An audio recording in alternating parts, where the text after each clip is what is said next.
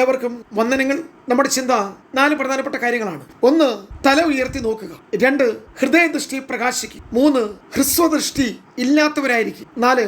കാഴ്ച ലഭിക്കേണ്ടതിന് കണ്ണിന് ലേപം വിലയ്ക്ക് വാങ്ങുക. 4 പ്രധാനപ്പെട്ട ദൂതുകൾ. ഈ 4 കാര്യങ്ങളും കാഴ്ചയുമായി, കാഴ്ചപ്പാടുമായി, ദർശനവുമായി, കണ്ണുമായി ബന്ധപ്പെട്ടത്. കണ്ണില്ലാത്തതുകൊണ്ട് കാണാൻ കഴിയാത്തവര്, കണ്ണുണ്ടായിട്ടും കാഴ്ചയില്ലാത്തവര്, കണ്ണും കാഴ്ചയും ഉണ്ടായിട്ടും വേണ്ട രീതിയിൽ കാണുവാൻ കഴിയാത്തവർ, അല്ലെങ്കിൽ വ്യക്തതയും കൃത്യതയും ഇല്ലാതെ പോകുന്നവർ. പ്രിയമുള്ളവരെ, ഇന്നത്തെ ഈ സന്ദേശം ആത്മലോകം കാണുവാൻ, സ്വർഗീയമായതിനെ കാണുവാൻ, വരുവാനുള്ളതിനെ കാണുവാൻ, വെളിപ്പെട്ടു വരുന്ന ദൈവപ്രവൃത്തിയെ കാണുവാൻ വിശ്വാസത്തിന്റെ ഒരു കാഴ്ചപ്പാട്. കർത്താവായ യേശു ഇങ്ങനെ പറയുന്നു, കണ്ണ് ശരീരത്തിലെ ഏറ്റവും പ്രധാനപ്പെട്ട ഒരു അവയവമാണ്. കണ്ണ്, കാഴ്ച, വെളിച്ചം, പ്രകാശം, ദൂരദൃഷ്ടി, ഇതെല്ലാം കണ്ണുമായി ബന്ധപ്പെട്ടാണ്. നമ്മുടെ ദൂരം, ദൈർഘ്യം, മുന്നേറ്റം, ഭാവി എല്ലാം കണ്ണുമായി ബന്ധപ്പെട്ടാണ് നാം മനസ്സിലാക്കാറുള്ളത്. യേശു ഇങ്ങനെ പറയുന്നു, കണ്ണിരുട്ടായി പോയാൽ അല്ലെങ്കിൽ കുരുടായി പോയാൽ ശരീരം മുഴുവനും അന്ധകാരമായി തീരും. നമ്മുടെ ഈ നഗ്നനേത്രങ്ങൾ കൊണ്ട് സ്വാഭാവിക ലോകത്തെ നാം കാണുന്നു. ഈ പ്രപഞ്ചത്തെയും ഈ പ്രകൃതിയെയും നമ്മുടെ സമൂഹത്തെ വീക്ഷിക്കാനുള്ള കണ്ണ് നമുക്കുണ്ട്. അത് കാഴ്ചകൾ തരുന്നു, സൗന്ദര്യത്തെ വെളിപ്പെടുത്തുന്നു, വർണ്ണത്തെയും നിറത്തെയും ഭംഗിയെയും മനോഹാരിതയൊക്കെ നമ്മുടെ നയനങ്ങൾ നമുക്ക് അറിവ് തരുന്നു. എന്നാൽ ഈ കണ്ണുകൊണ്ട് ആത്മലോകത്തിലെ കാണുവാൻ, നിത്യമായതിനെ കാണുവാൻ കഴിയുകയില്ല. കണ്ണിന്റെ പ്രാധാന്യത ബൈബിൾ വളരെ വ്യക്തമാക്കും. കാരണം ഈ ലോകത്തിന്റെ ദൈവം അവിശ്വാസികളുടെ മനസ്സ് അല്ലെങ്കിൽ ഹൃദയദൃഷ്ടി കുരുടാക്കുന്നു. പഴയ നിയമത്തിലും പുതിയ നിയമത്തിലെ കണ്ണൊരു പ്രധാനപ്പെട്ട ശരീരഭാഗമാണ്. അതുകൊണ്ടാണ് പുതിയ നിയമത്തിലെ ഏറ്റവും വലിയ അപ്പോസ്തലനായ പൗലോസ് അനന്യാസിന്റെ പ്രാർത്ഥനയിലാണ് വിടുവിക്കപ്പെട്ടത്. അനന്യാസ് തലയിൽ കൈവച്ചപ്പോൾ കണ്ണിൽ നിന്ന് ചെതുമ്പല് പോയി. അതിനുശേഷമാണ് പൗലോസായി തീർന്ന ശൗൽ ആത്മലോകം, ദൈവരാജ്യം, തന്റെ നിയോഗമൊക്കെ വ്യക്തമായി കൃത്യമായി കാണുവാൻ ഇടയായി തീർന്നു. പഴയ നിയമത്തിൽ നാം വായിക്കുമ്പോൾ ഇസ്മായിലിന് വേണ്ടി ദൈവം തുറന്ന ഉറവ കാണുവാൻ കഴിയാതെ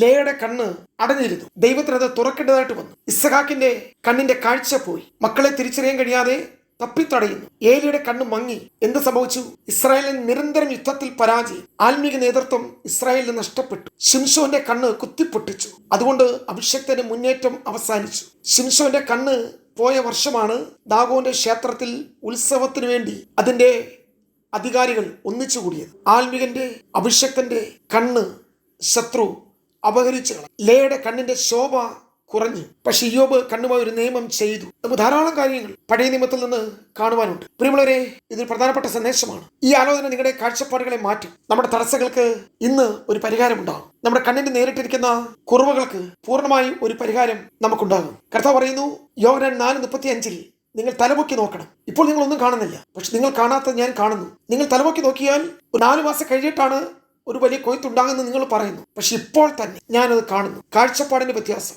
യഥാർത്ഥത്തിൽ കർത്താവ് നൽകിയ ഒറ്റ ദൂത് ശമരിയ പട്ടണത്തെ ഇളക്കി. ശമരിയ പട്ടണത്തിലെ സകല പുരുഷന്മാരും വന്ന് മറ്റൊരു പുരുഷനായ യേശുവിനെ വന്ന് കണ്ടു. ആ പട്ടണത്തെ മുഴുവനും കർത്താവിന്റെ അരികിലേക്ക് കൊണ്ടെത്തിച്ചു ആ സ്ത്രീ. പ്രിയമുള്ളവരെ, ഇവിടെ എന്താണ് നാം മനസ്സിലാക്കേണ്ടത്? ശമരിയർക്കും യഹൂദന്മാർക്കും തമ്മിൽ ഒരു സമ്പർക്കമില്ല. രണ്ടുപേരും പരസ്പര വിദ്വേഷത്തോടെ കഴിയുന്ന സമൂഹമാണ്. ശമരിയക്കാർക്ക് അവരുടെ ആരാധന, യഹൂദന്മാർക്ക് അവർ വാഗ്ദത്ത മെസ്സിയെ കാത്തിരിക്കുന്നു. യേശു കർത്താവിനെ കുറിച്ച് പലപ്പോഴും പരീക്ഷന്മാർ പറഞ്ഞത്, നീ ഒരു ശമരിയൻ, നിനക്ക് ഭൂതമുണ്ട്.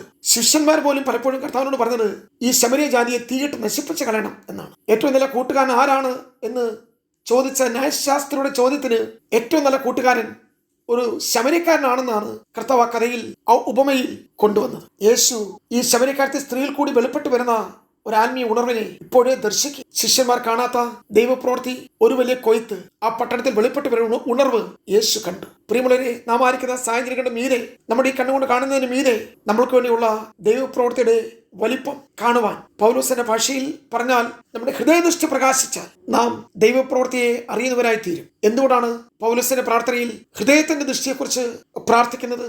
എഫെസ്യ ലേഖനത്തിലെ പൗലോസിന്റെ പ്രാർത്ഥനയിൽ ഇനി ഒരു പുതിയ കാര്യം ലഭിക്കുവാൻ, എഫെസോസിലെ വിശുദ്ധന്മാർക്ക് എന്തെങ്കിലും പുതിയൊരു കാര്യം കിട്ടുവാൻ, തന്റെ ലേഖനം ഒരിക്കലും പുതിയൊരു ഭൗതിക നന്മ ലഭിക്കുവാനല്ല പൗലോസ് ആഗ്രഹിക്കുന്നത്. അവർ ചില കാര്യം അറിയണം, തിരിച്ചറിയണം, ഉണ്ടാകണമെന്ന് പറഞ്ഞത് മറ്റൊന്നുമല്ല. വിശ്വസിക്കുന്ന തന്റെ ജനത്തിന് വേണ്ടി വെളിപ്പെട്ടു വരുന്ന ദൈവശക്തിയെ അവരറിയുവാൻ, അതിനുവേണ്ടി ഹൃദയദൃഷ്ടി പ്രകാശിക്കണം. അപ്പോൾ നിങ്ങളുടെ വിളി അറിയാം, വിളിയുടെ വലിപ്പം അറിയാം, വിളിയുടെ മഹത്വം അറിയാം, വിളിയുടെ ദൂരം അറിയാം. നാളുകളിൽ നിങ്ങൾ നിമിത്തം വെളിപ്പെട്ടു വരുന്ന ദൈവ പദ്ധതിയെ തിരിച്ചറിയുവാൻ പ്രിയമുള്ളവരെ ഹൃദയദൃഷ്ടി പ്രകാശിക്കട്ടെ. 2 പത്രോസ് 1:5-9 വരെ അപ്പോസ്തലൻ പത്രോസ് പറയുന്നതും ഹ്രസ്വദൃഷ്ടിയെക്കുറിച്ചാണ്. അവിടെ വിശ്വാസവും വീര്യവും പരിജ്ഞാനവും ഇന്ദ്രിജയവും സ്ഥിരതയും ഭക്തിയും സഹോദരപ്രീതിയും സ്നേഹവും കൂട്ടിക്കൊള്ളുവീൻ എന്നൊരു ആഹ്വാനം അപ്പോസ്തലൻ നൽകിയിട്ട് ഇവ നിങ്ങൾക്കില്ല എങ്കിൽ നിങ്ങൾ നിഷ്ഫലന്മാരും കുരുടന്മാരും ഹ്രസ്വദൃഷ്ടിയുള്ളവരുമാണ് എന്നാണ് ഇവിടെ പത്രോസിന്റെ വാക്കുകൾ. നാലാമത്തെ ചിന്ത, ഈ കാലഘട്ടത്തിലെ